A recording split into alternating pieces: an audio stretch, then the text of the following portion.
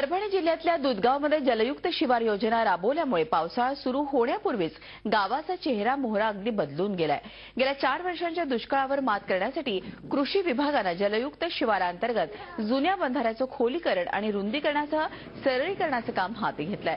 मात्र हे काम सुरू असतानाच जोरदार मान्सूनपूर्व पाऊस बरसल्यामुळे बंधारा तुडुंब भरलाय आणि विशेष म्हणजे या भरलेल्या बंधाऱ्याचे फोटो खुद्द मुख्यमंत्री देवेंद्र फडणवीस यांनी ट्विट करून कौतुक केलंय। जिंतूर तालुक्यातल्या दुधगावमधल्या या जलसंधारणाच्या कामामुळे शिवारातल्या विहिरी आणि बोरच्या पाण्याची पातळी वाढली आहे, तसंच पाणी टंचाई कमी होण्यास मदत झाली आहे। दुधगावमध्ये 61 लाख रुपये खर्चून 4 बंधाऱ्याचं काम सुरू आहे।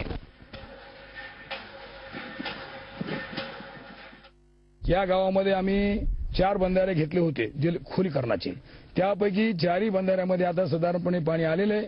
हा बंधारा आपण जे उभा आहेत आपण प्रत्यक्ष हा 500 मीटर लांबीचा आहे, 10 मीटर रुंद आहे आणि 10 फूट खोल आहे।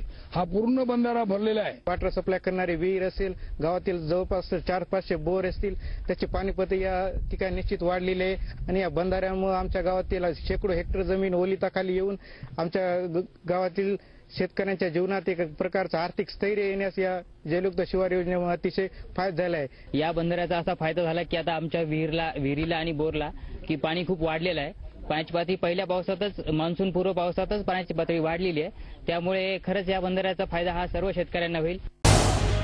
झी 24 तास रहा एक पाऊल पुढे।